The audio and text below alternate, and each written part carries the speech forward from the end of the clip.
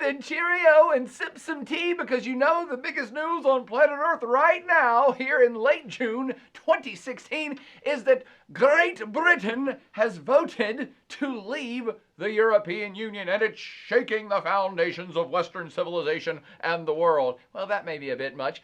I've been called out of summer retirement by hundreds of you to have a little spiel and a little rant and a little sip of tea while I talk about my take on this whole Brexit scenario. I'm going to entitle this podcast Brexit, Britain votes to no longer be great. ...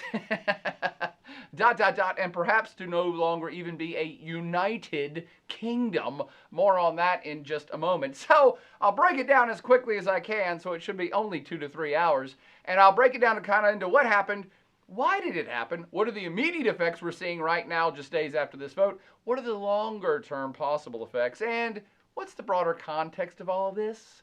Why should we care? How's it affecting the whole world and how we think about states and governments and international blocs? Well, the first thing is, what happened? Why did British voters in a referendum go vote themselves out of the European Union? The whole thing is a fluke right from the get-go. You should understand this. The current Prime Minister of Great Britain, one David Cameron, I think a couple years ago, maybe more, promised to have this referendum in order to basically appease the Eurosceptic members of his own party. So when David Cameron came into power, you know, you're trying to solidify your political base, and you know how elections go. You say things to appease all people, so you'll say things that this group wants to hear, and you'll say things that the other group wants to hear. And David Cameron, to appease this super conservative base within his political party, the Tories, who are Eurosceptic, that is, people who don't like the EU, have perhaps never liked the EU. And when I say Eurosceptic, I mean people that don't like the European Union, not people that are anti-Western civilization or anti-Europe. That's a whole different group of yahoos. Eurosceptic means you don't like this whole EU experiment. And so there have been Eurosceptics within Great Britain and every country in Europe since the inception of the whole experiment itself, back in 1957 through 1967, when it kind of started up. So when he came to power, he said, hey, I want to appease everybody. And there's always been this group that yells that the Great Britain should get out of the EU. So, you know what? Later down the road, we'll put that to a referendum to appease all you folks, so you'll vote for me and you'll support my policies. And that's exactly what happened. Honestly, David Cameron, whenever he promised this, had no illusions that this would actually ever work. He, I believe, in his heart of hearts, did not think it would even be close, that people would vote themselves out of the European Union, and likely thought when he made this initial promise it was no biggie. Then it accidentally became a biggie. The referendum was actually held last week, Thursday, June 23rd, and by a margin of 52 to 48%, people of Great Britain voted to not be part of a greater Europe. Said, we want out.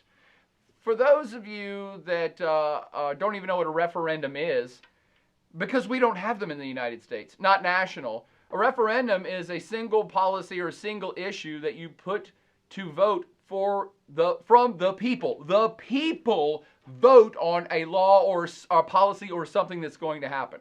It happens in lots of places on planet Earth. It's pretty close to direct democracy if you think about it. I mean, the people are asked to choose what the country's going to do. So when I say we don't have them in the United States, if you live in California or out west, they have referendums all the time, but state to state. So states have referendums. So they have these line items that they bring up and say, yeah, we're going to let the people vote on, say, a tax policy for real estate in California. That kind of happens all the time, but the U.S. does not do national referendums. Some scholars out there can tell me I'm wrong, but I ain't never participated in one, and I ain't never heard of one. I've never heard of a national U.S. referendum where the people went and voted directly on a policy. Hell, we don't even do that for the presidents of the United States. We have the Electoral College for that. So this is a very kind of European thing, and it's kind of a big deal because once you put down your bet on this kind of all or nothing situation, you have to let the chips fall. And so the chips fell last Thursday, 52 to 48%. largest voter turnout in Great Britain for the last 25 years. 72% turnout. That's big. Almost 30 or just over 30 million of UK citizens came out to vote for this. Of course, you've been hearing about it in the news for the last several months. It's been a very polarizing campaign, the pro-leave people versus the we should stay people. It's gotten really nasty, lots of mudslinging. It looks actually very much like a typical U.S. presidential election. It lasts forever and everybody's dirty by the end of it. But this vote did happen, and that's that. Okay, that's what happened. Why did this happen exactly? Well, as I've now alluded to, there are a significant portion of Eurosceptic folks within the UK. And again, there are Eurosceptic folks in every EU member country. There are Finns who don't want to be in the EU. There are Spanish folks that don't want to be in the EU. There are Italian folks that don't want to be in the EU. But Great Britain has been one of those countries, and I think Latvia is the other, and maybe, I want to say Iceland. There's several countries that have a tradition of having a fairly large Eurosceptic minority in their country. And so why do the Great Brits, particularly Eurosceptic, and this is a feeling that's been increasing, obviously it culminated in this vote last week. Well, there are those within Europe and the Great Britain itself that believe that the EU itself is not that democratic. It's this big, overarching, huge, kind of bloated bureaucracy that involves 28 member states, soon to be 27, all these different people, different religions and different languages and different ethnicities and different backgrounds. And they feel like this is huge. There's 500 million people in this group, and there's this parliament that's passing laws for 500 million people. It's just too much. We're not represented enough here in Great Britain by this big behemoth bureaucracy. And they think that the EU laws are perhaps not their laws. Why am I letting some Polish people or some Romanian people create laws that then we have to follow in Great Britain? Many felt that their tax dollars were going to faraway places for issues that don't concern them and they don't care about. And that's true. You do have to pay into the kitty, just like you pay federal taxes in the United States to support the federal government to do policies. You're paying all this money to have these EU policies that you may or may not want, that you may or may not agree with, and they felt like they didn't have proper representation for these things. The one specific issue that became the hot button issue in the last couple years in particular, and it's likely the one that tipped the balance on this vote, of course, is immigration. As you've had hundreds of thousands of immigrants come in from the Middle East, and they've been coming in from Africa, sub-Saharan Africa, but also North Africa for decades as well. Immigration's always been a hot button issue in Europe, and it's been, of course, exponentially elevated in the last couple years because of the Syrian civil war. So immigration became kind of the real beating the drum of, we don't want to be British people that have to take in other immigrants based on European Union laws that we don't agree with. So I'm telling you all these things like I'm really passionate about it, which would lead you to believe that I think that and I think they're right. No, I don't. I'm just telling you, I'm demonstrating what they're passionate about and why so many, half of the British population came out to say, we don't want to be part of that anymore. We want to take back control of our country, whatever that means, and we want to have our laws for our little island state. Got it? Now, the other reason that this happened was, as I suggested, when David Cameron put it forward a couple years ago, he nor anyone else thought it was that big a deal and didn't think it was going to pass. No one on either side actually thought it was going to pass. I'm saying that as bluntly as I can, and I believe the Eurosceptics would agree with me. Even the people that were pro-leave, people that have been campaigning for months to get everyone to rally people to vote to leave the EU, even they didn't think they were going to win.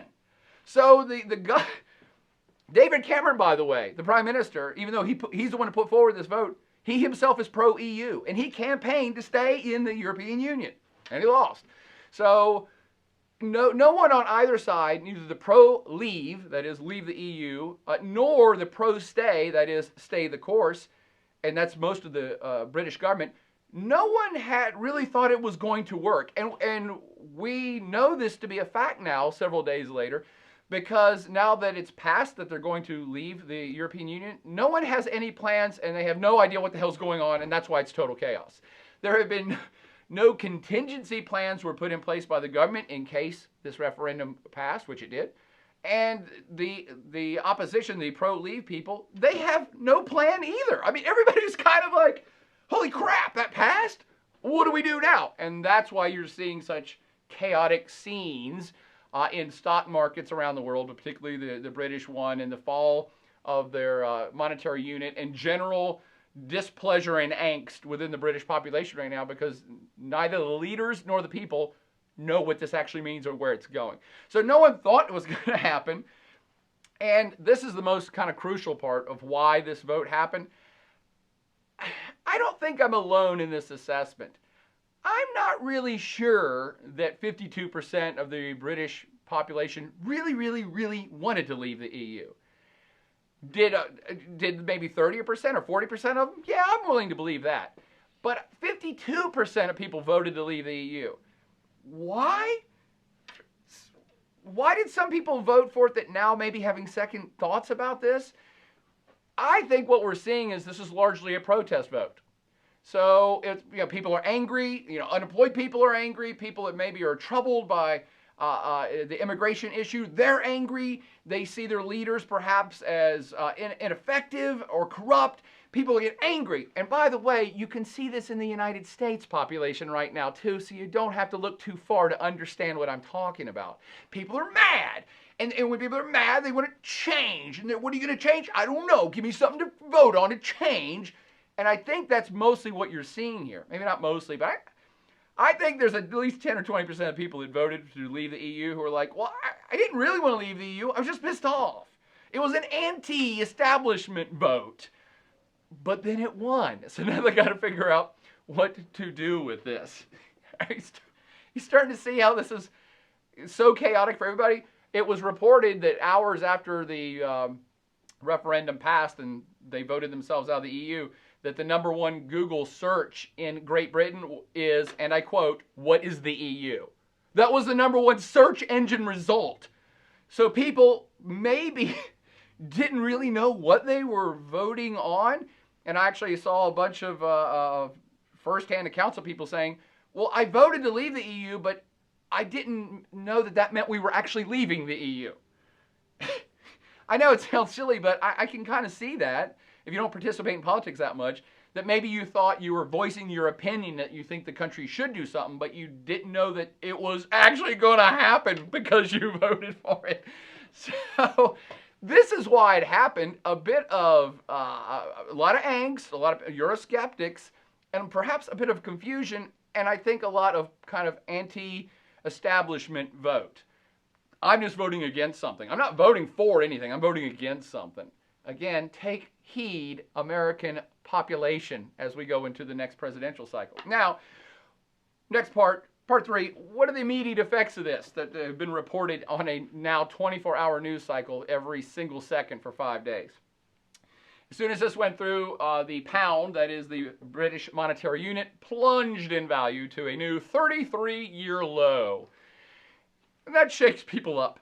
The stock markets are plunging. I won't say plunging. The stock markets have taken hits, certainly in Europe, but even across the world, because stock markets in general don't like uncertainty, so nobody knows what's going to happen next. No one knows what's going to happen with business in Great Britain, or how's business in Great Britain going to deal with business in Europe now. So all of this unknown causes what we say is volatility, stock market volatility.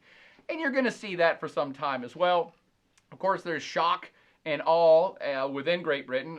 Even the people, again, who voted for this are like, oh, what? Wait, what? I don't... And everybody who voted against it's like, oh my God, this is the end of the world. There has been a significant, unfortunate surfacing of racist material and hate speech and people commenting on, the standard platforms of idiots, the Twitters and Facebook people that are spouting racist hate nonsense of, everybody, you ain't British, go home, Polish people go home, Italians go home, get over here, Syrians. That type of stuff has been reported all over the place, and including some violent acts against people. So that's making the situation a little more volatile as well at a cultural level. And all of this together is kind of serving to further divide the British population. In voting measures, saying something won 52 to 48%, that's like a landslide in elections anymore. It's like 2 points up or down, right?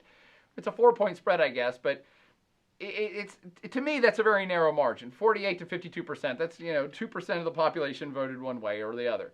to change that vote. So when you're looking at elections, whoa, that's a huge win, 52 to 48. But honestly, that's about a 50-50 split in the society. So you have a now fairly divided Britain where half the population wants something that's going to radically affect the future of the entire country, and the other half doesn't want that. That's going to make for some tension within British society for the days, weeks, months, and possibly decades to come. The other immediate effects have been that Prime Minister David Cameron quit. He is stepping down. He didn't just storm off, throw down the microphone and storm off after the vote. But he said, yeah, well, and this is very novel. I love this about the British and most European politicians. When they're promoting something or they've staked their reputation on something and it doesn't work, they leave office. This is very foreign to Americans. Us Americans are used to politicians screwing up everything all the time, doing everything wrong, getting busted, getting investigated, getting thrown in jail, and still not stepping down from office. But they do it different in Europe and Great Britain. So David Cameron said, well, I'm the one that started this. I was pro stay in the EU. I campaigned for it. It's part of what I believe our country should be doing. I can therefore no longer be the leader of our country. I mean, that's mad respect. Step down, step down. So he's stepping down. Originally said he was going to step down and his party would put forth a new prime minister by October. But because of the tension that's continuing to build, and they know that it's kind of important to move faster on all this stuff, they have now announced earlier today that they're going to that he'll be out by September 2nd. So he's in office for a couple more months, and it's important for him to get out of office and have a new person come up because David Cameron said, look, I was against this, I'm stepping down, and I'm not going to oversee the transition of all this. And both British people and the European Union people have said, that's fine, but we need to get this ball rolling. Everything's going to be volatile and uncertain until we start to hash out these details. We need to start hashing out these details right now. So that's why he moved up the date of him stepping down from October to September 2nd, because what they need to do is what's called invoke Article 50 of the Lisbon Treaty. I know you're writing down all these details.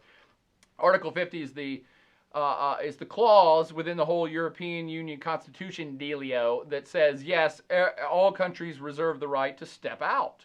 So no movement will happen within the EU level anywhere until Great Britain officially invokes Article 50, and that likely will not happen before September 3rd because David Cameron has said, I'm not doing it. The next guy in charge can do that. So the other immediate repercussions are, as of right this second, there's no more EU3. For those of you that took my class, you know I always love to come up with those acronyms and those numbers and abbreviations. And the EU3 used to be the big, powerful three biggest economies and most powerful political institutions within the European Union in terms of states. And that was France, Germany, and the UK. Those were the big three. And of all matters of consequence, those three leaders of those three countries would get together to hash out things of what's going to happen. That officially ended with the EU vote as well. The UK will not be part of the EU3 anymore because they ain't part of the EU. And now there's a new EU3, and it's France, Germany, the power axis of the whole EU to begin with, and Italy. And the new EU3, maybe they're just calling it Germany, France, and Italy. I don't know if they want to give such respect to Italy to call them part of the EU3. But the leaders of France, Germany, and Italy already got together earlier today as well and said, okay, here's what's going to happen. We're not doing squat until the Article 50 is invoked. And we suggest that the Great Britain do it right this second. We want to get moving on this. The ball's in your court. Go, Great Britain. We want all of us to get past all of this unnecessary volatility. So get on that, guys. So those are the immediate effects. And I would suggest to you, don't go jumping off any bridges just as of yet. There was a lot of a call that, oh my gosh, this is the end of time and the end of the whole EU is going to collapse and all these horrific things. And oh my gosh, the pound dropped in value. It just nosedived in value. Relax. When the price of monetary units fluctuates, that's just rich people making more money off of chaotic situations. That happens all the time. If you are a millionaire or billionaire, you can cause a currency to go up or down in value just by selling off what you have. So all the rich people that owned a bunch of British pounds saw this opportunity of chaos and said, oh, we're going to dump all of our currency while it's at this level. We're going to dump it because we know that it'll go down in value, and then we'll dump it today, and we'll go back and buy it for half the price tomorrow. That's just stock market people making stock market money. So I don't really read too much into currency fluctuation and stock market volatility. That's par for the course in any time you get in situations like this. I'm more concerned, and by the way, there's more of that to come. Great Britain has a lot more pain coming, a lot more chaos and pain coming to get over or get through this transition. Again, they don't even know how to start the transition, much less how long it's going to last. So more pain's coming. Don't expect this to be easy, and don't expect it to be nice, and don't expect it to even be civil at points. But I don't necessarily think it's the end of the world yet. The longer term effects are the ones that I want you to also think about, though. And these are perhaps of much more consequence than short-term volatility. It's really hard to see how Great Britain doesn't get negatively affected by this economically. It's just hard to see it. Now, the people who are in Great Britain for all these decades saying we should get out of the EU, they're claiming, oh, well, we give all this money to the EU and we don't get nothing back. I don't know. I don't study this stuff, but it's about being part of a bigger group and a bigger free trade area, which is how this whole ball of wax started rolling. And when you look just at the Great Britain's component of trade within the EU, these are the figures I've seen quoted in 50 different places, so I'm assuming they're close. Great Britain exports 40% of its exports go to the EU countries. Only 16% of its imports come from EU country. So you can just stop right there and start doing some quick math. Oh, so 40% of their exports could be affected almost immediately, or certainly once they get officially kicked out of the club. Because part of being in the club was that you're in a free trade area. There's no taxes or tariffs on the goods coming from your country into our country. Well, that's going to end. So I don't know that it's going to crush all of UK exports. It certainly won't. But they're going to be more expensive, and it's going to affect trade. It just is, and that's that. So it's hard to see how increasing taxes and tariffs on British goods, coming both ways, British goods going out of Great Britain and goods going into Great Britain, are all going to be more expensive. It's hard for me to understand how that's going to help them economically. But again, I'm not an economist. I'm just practical. Secondly, particularly the financial sector is going to be hit hard by this. For anybody that's been to London, you probably know that all the world's biggest financial institutes are represented there. It's as big as Wall Street. I mean, banking, insurance, all financial service sector stuff, that is actually a huge component of Great Britain's economy. It's a big deal. And that stuff will fly out of a country like shit through a goose if taxes and tariffs start getting levied on them.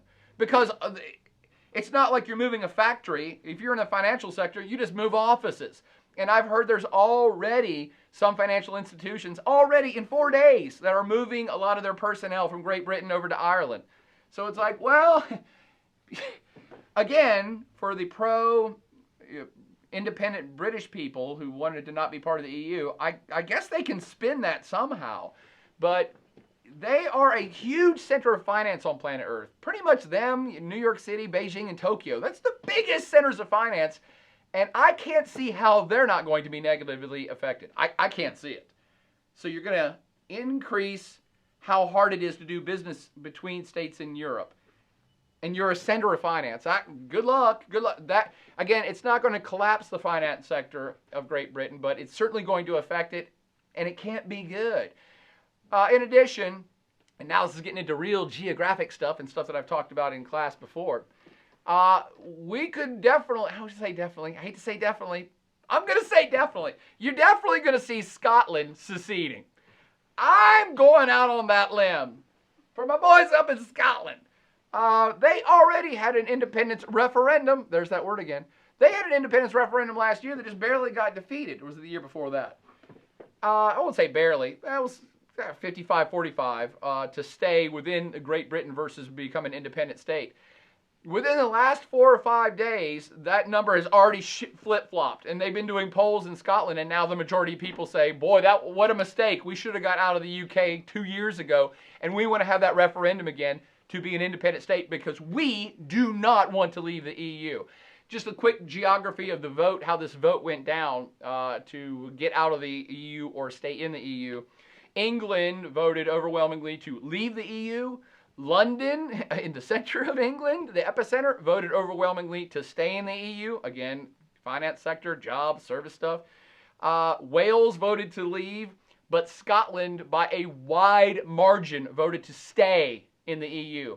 Northern Ireland also voted by not such a wide margin to stay in the EU. So now you're having issues internally where the Scots and perhaps the Northern Irish say, well, our votes are not being heard. Our voice is not being heard. We're supposed to be unified sub-states of the United Kingdom. And why would we stay in the United Kingdom when we all voted for something and you guys are doing the opposite thing of what we voted for? That's been a primary gripe of the Scots for decades, that they say, oh, we're getting taken. Westminster doesn't listen to us. The big government down in England, we don't have a fair share of the voice down there. So that's been their gripe for a long time, and this exacerbates that in a gigantic way. So again, Scotland will very likely, extremely likely, have another referendum to become an independent state so they can stay in the European Union. And the odds are in their favor for that to happen right now. So the UK may become not so united. And on top of that, you will see a UK that is truly independent. That's what the Eurosceptics wanted. 52% of their population said, we want to be independent. We want to, our national pride. We want to be get our sovereignty back and make all our own decisions and be independent of all the rest of Europe. And that's cool. You know who else is totally independent of any major trading bloc on planet Earth? Cuba and North Korea. So I'm not making light of this, but this drive and pride to be totally independent, look around the world and see what other states fall in that category. It's not a fun bunch. Not a fun bunch. Now, before I go any further, since I'm now spinning it a little bit negative, just trying to call it like I see it, friends, let me back it up for a second. And everybody take a deep breath and chill, and let me tell you why. This is not that big of a deal. It's not the end of the world. One of the leaders of the European Parliament, European Commission, I think, Donald Tusk, and I like that guy. He's a smart guy. He said before the vote happened that if the UK exited from the EU, it would be the beginning of the crash of Western civilization as a whole. Whoa, Donnie, hang on there. That seems a bit extreme. I actually don't think that it's the end of the world or that's actually going to cause the demise of the EU itself, or certainly not of Western civilization. Here's why. Unlike most other European Union countries, Great Britain is not part of the Schengen zone. And that's one of the primary sticking points. The Schengen zone is that free movement of people zone. I think 22 of the 28 European Union countries are part of this Schengen zone. Not Great Britain, not Ireland either. They opted out of it early. The Schengen zone, you don't have to show a passport in. It's free movement of people across borders. You don't got to get checked, no security, blah, blah, blah, blah, blah, all that stuff. It's gone. I am so old that I remember the day when you traveled across Europe, 20 or 30 years ago, you got every time you traveled across an international boundary, you had to pull out the passport on the Swiss border, then the French border, then the Italian border, the Polish border. You pulled out your passport to get checked. Your car would be stopped. You get checked. That all went away in 1995, I think. Schengen opened up free movement of all peoples within the EU. You can do anything you want. This immigration crisis is starting to call that into question, but to stay on this component of my rant about why this is not a huge deal, Great Britain was never part of the free movement zone. So they don't have to build any walls or anything. They're an island, for Pete's sake, anyway. They weren't part of Schengen. They weren't part of any of that anyway. They also were not part of the Eurozone. Now, you can use euros in Great Britain, but they never adopted it as their sole currency, which all the other European countries did. I would say European Union countries did. So they don't even have to worry about starting to print their own money again because they never stopped. The pound is one of the most strongest, most used monetary units on planet Earth. They don't even have to worry about that. Of course, they already have their laws in place and society that's been in place for 500 years, 500 to 1,000 years of their own British evolution of civilization. So this isn't like a country starting from scratch, and they weren't even part of the more problematic components of the EU to begin with. Schengen and Eurozone. Tomorrow, life will just keep going on with people paying for stuff in Great Britain. Not a big deal. You also need to consider that the United Kingdom was always at arm's length from the European Union. They were not part of the original European Union. Because I now said the EU3, and the big three used to be France, Germany, and UK, maybe that suggested to you that they were there at the formation. No. The European Union was a continental Europe experiment first and foremost. And the major powers within it have always been France and Germany. After World War II, the Franco-German alliance, that's the power core, the power axis of the whole continent and of the European Union.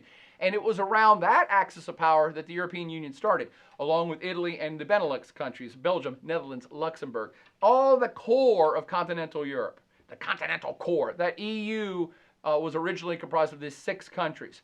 And that ain't changing, friends. The Brits didn't join until 1973.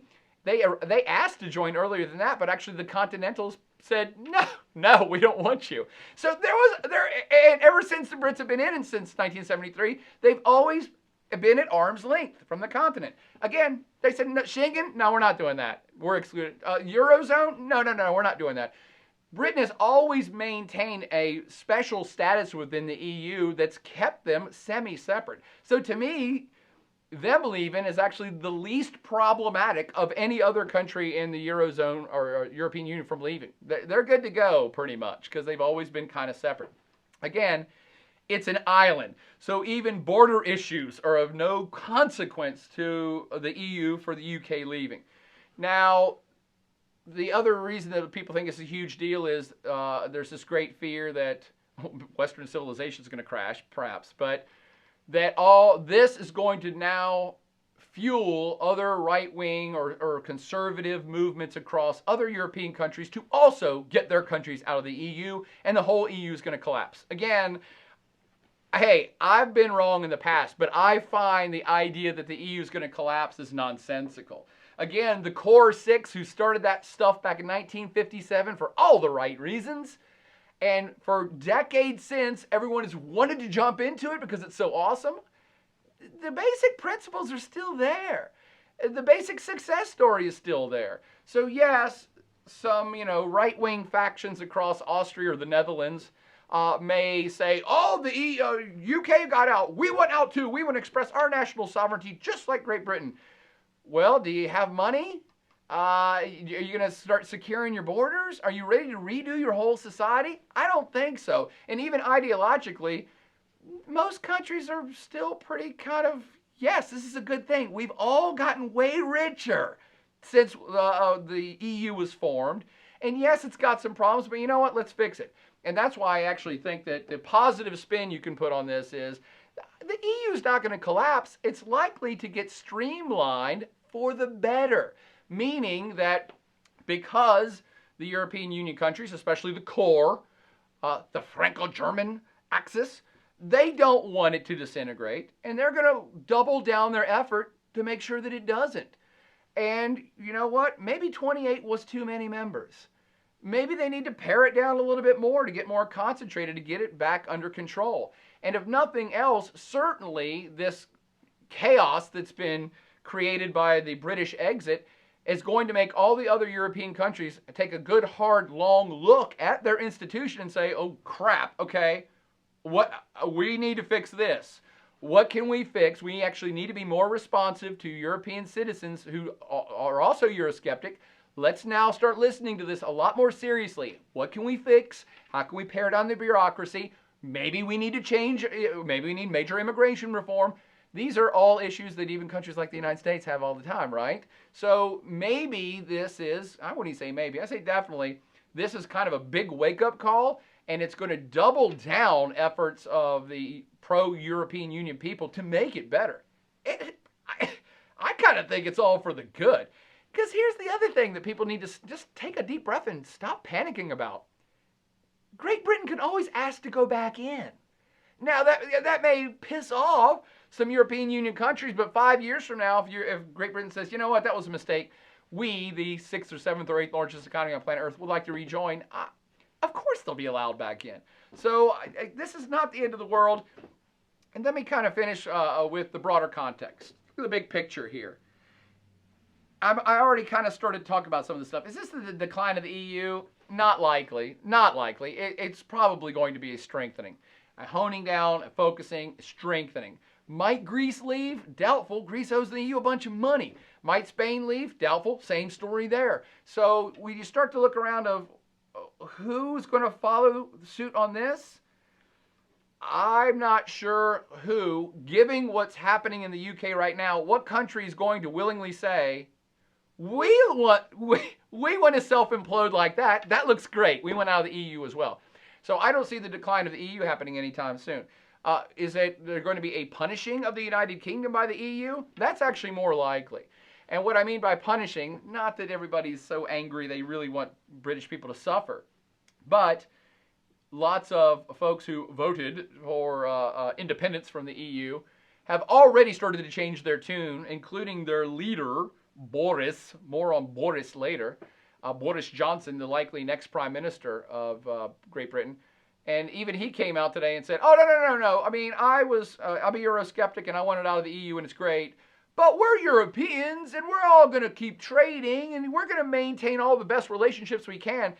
And honestly, the European Union has to look at that and say, yeah, I don't think so, buddy. There's going to have to be some pain involved here. You can't have your cake and eat it too. You can't say that we don't want to be part of your club and we don't want to pay the dues and we don't want to sacrifice anything and we don't want to have any immigrants, but we'd still like to have all the free trade. No, that ain't how clubs work. You got to put a little skin in the game if you want to play. And you can't just say we're not part of your club anymore, but we want to maintain all the exact same trading rights with no tariffs or taxes. That ain't going to happen, friends. So there's going to be some pain coming for the UK. And that's a twofold reason for that. One, as I just said, you can't get something for nothing. But two, the EU, I believe, is likely to be fairly restrictive and fairly punitive in dealing with the UK exit so that other countries in the EU understand the pain that's coming if they want to get out. See how that works? See how that works? Again, that's going to strengthen the EU overall. The other bigger, broader kind of philosophical, ideological issues at play here is this a restoration of the nation state? Think about that for a few minutes. Was this whole referendum just an experiment? A sovereignty showdown of sorts of people within a nation state who say we don't want to be part of this bigger entity. We want to purify ourselves and re-strengthen our great nation? I actually think that's exactly part of what was going on with this referendum too. I think they're probably on the wrong side of history though. And again, I'm showing my bias. But the idea that we have 194 sovereign states on planet Earth, many of them nation states, most of the European states are what we call nation states, and that what we've seen is that nation states are an idea that aren't that old, a couple few hundred years, this concept of the nation state, but it evolved into the primary political units that we recognize in today's world as sovereign states. And nobody's disputing that. But the idea that that's going to be eternal and forever is kind of laughable. At every point in history, whoever's living at that time thinks that their system is the best and it's always going to be like this and it's never going to change. And it always changes.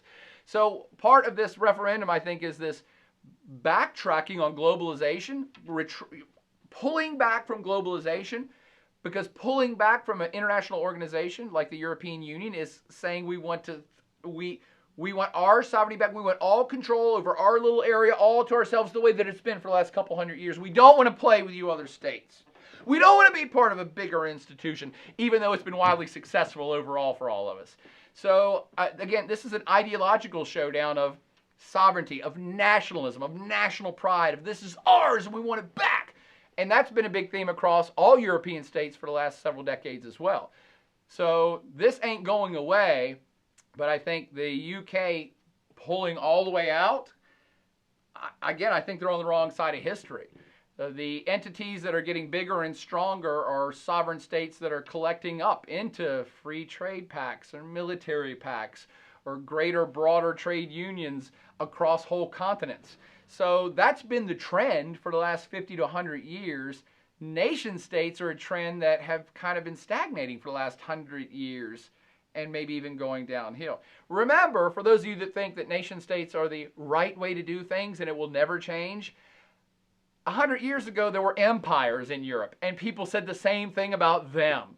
And 1,000 years before that, there were kingdoms across Europe, and people said the same things about them. So the UK fighting this good fight for this principle of nation statehood it's cool and all, but to me it looks like they might be isolating themselves a bit more into the coming mid to late 21st century, and it's not really the trend, if that makes any sense. One last broader context thing to consider is the other populist/protest movements in Europe and the US. And again, I've referenced both of these already. This fuels similar type thinking in other places. There has been a rise of the conservative right and even radical right parties across all of Europe who have been banging the same nationalistic drum that the UK just finished off their symphony with and voted to jump out and isolate. There are many other folks that are going to be empowered by that and be like, see, Great Britain did it, and they're smart, and they're rich, so we want to do it too. Well, what are we in this for? And, of course, you can jump across the Atlantic Ocean to the United States and look at the presidential election that's happening there that's having similar themes of we don't want foreigners, we want to isolate ourselves a little bit, not to make fun of any of the candidates. I truly am not poking fun at anybody specifically. But one of Donald Trump's platform policies is no more trade pacts. He's openly come out against, say, the TPP and would probably be against even a greater Atlantic trade bloc between the EU and the United States, which has been in the works as well. So it's a very similar type of feel to me on both sides of the Atlantic. Our country first, our people, we don't want to be part. It's a kind of an anti-globalization protest. It's a protest that's going to the ballot box, but it's a protest nonetheless. So be careful what you wish for in any of these countries, because a lot of folks are starting to wonder how it's going to play out for them there in the United Kingdom. Now, let me finish where I started. I am really finishing this time. I said the title of this podcast was Brexit. The United Kingdom, or Great Britain, votes to no longer be great, and the United Kingdom votes to no longer be united. To me, just some closing points of why I picked this title. A Great Britain not in the European Union is a more isolated, smaller, narrower British future. And I'm not making fun of them. I think the people who voted to leave the EU would say yes. Yes. We want to be different and isolated and do our own thing with more kind of blinders on for our own economy or our own whatever. Again, this gets problematic in a globalized economy, but whatever. They will definitely lose their voice in the largest and most lucrative trade/security bloc on planet Earth. The EU, taken as a singular whole, is a bigger economy than even the United States. And they have policies, they have military issues, environmental issues, policy issues, trade issues, security issues. All of that, where Great Britain used to be invited to the big boy table. They sat at the big boy table at Thanksgiving at the EU to decide on policy for the entire continent. They have lost that seat. They don't even get to sit at the kiddie table. They walked out of the room. Again, is it better to have a voice, even in an institution you hate, or is it better to not have a voice at all and affect nothing and affect no policy? Well, that's what Great Britain voted for. There is certainly going to be increased economic friction between the United Kingdom and the rest of the continent. And again, I'm not saying that because people are going to be mean-spirited and slap a lot of tariffs on British goods. But part of being in the trade bloc was no tariffs. And there certainly will be tariffs for the UK in the future. But what I mean by economic friction is not like social friction, like I'm going to hit you.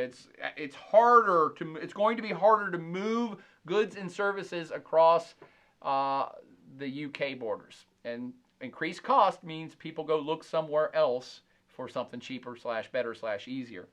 Again, I've heard of financial jobs already in 72 hours moving to Ireland and other places. And I've heard that some Japanese companies that have Toyota plants in Great Britain are already talking about relocating plants to the continent. And again, I'm not a scaremonger. Again, I've already told you I don't think it's the end of the world. But there are real repercussions. In your company like Toyota, international companies that are there look at this and say, okay, well, the UK used to have no tariffs for all their goods going to 27 other countries. That's why we put our factory there. And now if we build Toyota cars in Great Britain, they're going to be taxed when they go to Sweden. Huh. Why don't we just move our plant to Sweden and then we can export cars to the other 27 countries with no tax? That's just basic business, and I ain't a business person. So increased economic friction. I think the most important part of this is perhaps leading to the loss of Scotland as part of their United Kingdom. And Northern Ireland might follow suit. Now, Northern Ireland, for those of you that are younger than me, which is all of you probably, you've never even heard of all of the hell that Northern Ireland has been through. They basically went through decades-long civil war between folks who wanted Northern Ireland to be reabsorbed into Ireland and those that wanted to keep as part of Great Britain. You could very easily see that violence re-erupt, especially if Scotland decides to go independent. So the United Kingdom is starting to look less and less united, and it actually could turn into a literally geographically smaller country because of this EU referendum vote. Basically, the UK is gambling on a worldwide return to the concept of the nation state being the epicenter of all economic and political life, which even if that comes to pass, which seems impossible to me, but even if that comes to pass and everyone everywhere gives up all trade blocks and reverses all globalization, let's pretend it happens. Even when that happens, it leaves the United Kingdom as a once worldwide empire that's now a smaller geographic political entity on a single island, smaller than it's been, I don't know, for 1,000 years, with a shrinking economy where it's harder to trade with people just across the bay versus, and the rest of the world. So to me, it's tough times ahead for Great Britain. I don't know if we want to call them a United Kingdom anymore. And I'm not sure you want to call them Great Britain anymore. Perhaps we should just call them the Greater Welsh Empire. I think that sums up all I have to say about the Brexit. I hope you learned a little something. I hope you disagree with me on some of this stuff. But again, I mostly hope you learned a little bit more and understand that, yeah, it's actually a big deal. But I do not believe it's the imminent collapse of Western civilization. And economically, I don't even think it's going to wildly affect much in the United States and the world. Stock markets will do what stock markets do. Prices go up, prices go down. That happens all the time anyway. But I don't think that a worldwide calamity is imminent. But it's definitely going to be a different 21st century for Great Britain henceforth. I'm sorry, the Greater Welsh Empire. Party on.